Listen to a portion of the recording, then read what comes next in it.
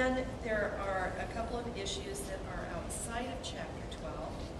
And the first one is in regard to accessible instructional materials. And what we were unable to find was a purchase order, even just a purchase order, noting that materials are going to be accessible by the district as soon as the visually impaired students shows up on your doorway. The other one has to do with integration of, or a plan for the integration of technology, including hardware and software and other electronically delivered learning materials, into curricula and instruction with a timeline for the integration.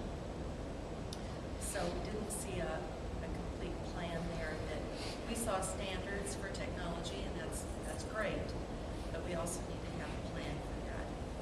Along with that, the measure used to determine technological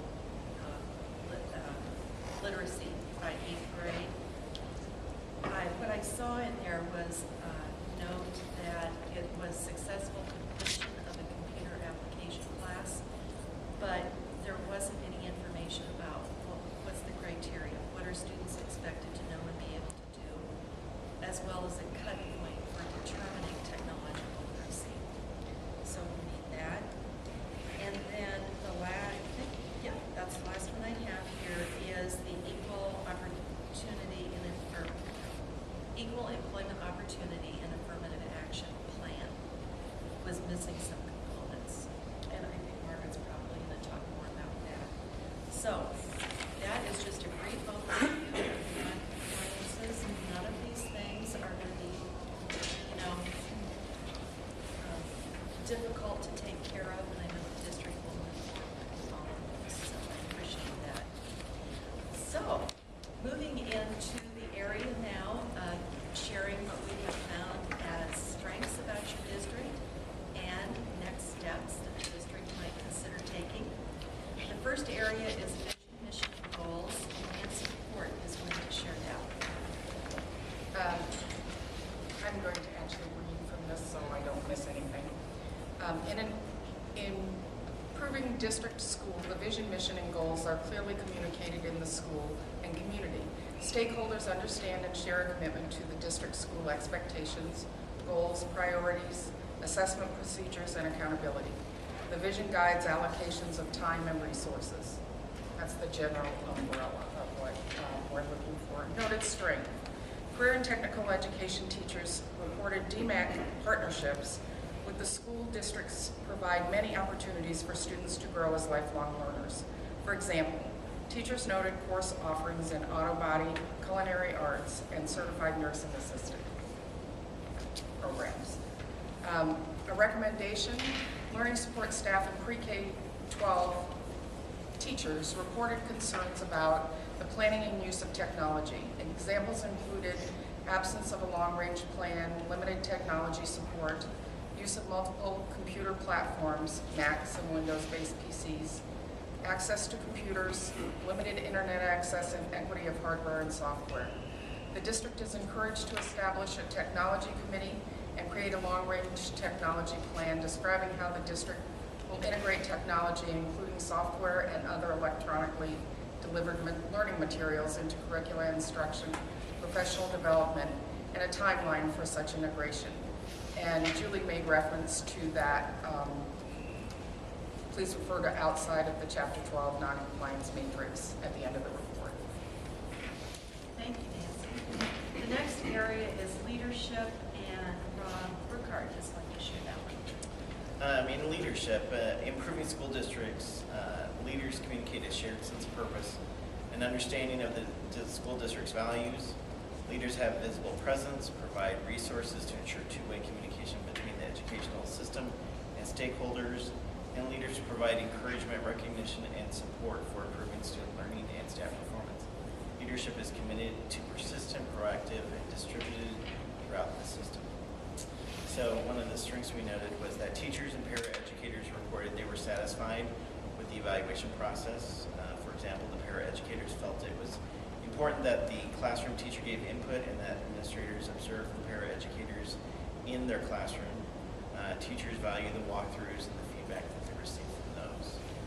One of the areas of recommendation that we suggested was, although the site visit team found documentation noting agendas, attendance, and schedule of day-to-days and required meetings like at-risk, CTE, PDC, other meetings, there was limited evidence of outcomes, follow-up, minutes, decisions, or summaries of data resulting from those meetings. And the district's encouraged to establish procedures for follow-up documentation, communicating these events to the district staff and the community. Thank you, Rod. The next area is collaborative relationships, and Dale Simon has sent this one. For collaborative relationships in improving school or district stakeholders understand and support the mission and goals of the district or school and have meaningful roles in the decision-making process. Collaboration results from a culture of participation, responsibility, and ownership among stakeholders from diverse community groups. Educators in the system develop and nurture a professional culture and collaborative relationships marked by mutual respect and trust inside and outside of the organization. The system works together with balance between district direction and school autonomy. Just picking a couple of the strengths, we noted that teachers and administrators form collaborative relationships through shared communication with parents, staff, students, and the community, as evidenced by weekly or monthly letters, parent-teacher conferences, leadership committees, family information nights like a math night, and the PTA.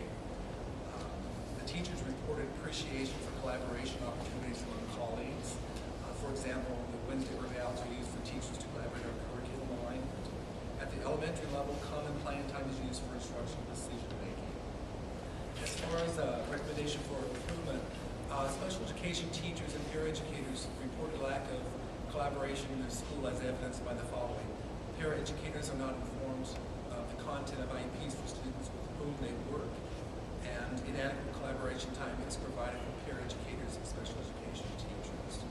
And we've recommended from that there's scheduled time for collaboration between peer educators and special education teachers for IEP review. And something that came up in the meeting with the parents, elementary parents reported being less involved in their schools than this year than in the past. While this may be due to the ability and great reconfigurations at the elementary level, administrators and teachers are encouraged to dialogue about this issue, identify opportunities where parent volunteers could be helpful, and communicate those opportunities to the parents. Thank you, Dale. Next area is learning environment, and Vicki McCool is going to share. In an improving district school, the school environment is conducive to teaching and learning. The environment is safe, orderly, purposeful, and free from threat of physical, social, and emotional harm. Teachers are familiar with students' cultures and know how to work effectively in a multicultural setting. Students are guided to think critically about learning and have opportunities to apply learning to real-world situations. Classrooms are integrated with diverse learners, i.e., gender, race, special needs, at-risk, and gifted. A noted strength that we found, students at all levels reported feeling safe at school. This was evidenced by teachers being visible in hallways during passing time, administrators and guidance counselors responding immediately to issues of concern to students, and easy accessibility of extracurricular activities. A recommendation, middle school students reported specific intersections in the hallways were crowded and students didn't feel safe. The middle school is encouraged to collect data regarding the types of incidents, frequency of events, times of days incidents occur, and who is involved. Invite student council to engage in a dialogue about the issues surrounding the intersections, identify possible solutions, and share with the building principal. Thank you, Vicki. The next area is curriculum and instruction, and Stephanie Rosenberg. Cortez. It's a really long name, I know. Is going to share. Okay, in an improving district and school, curriculum challenges each student to excel, reflects a commitment to equity, and demonstrates an appreciation of diversity. There is an emphasis on principles of high-quality instruction and clear expectations for what is taught. Educators have a common understanding of quality teaching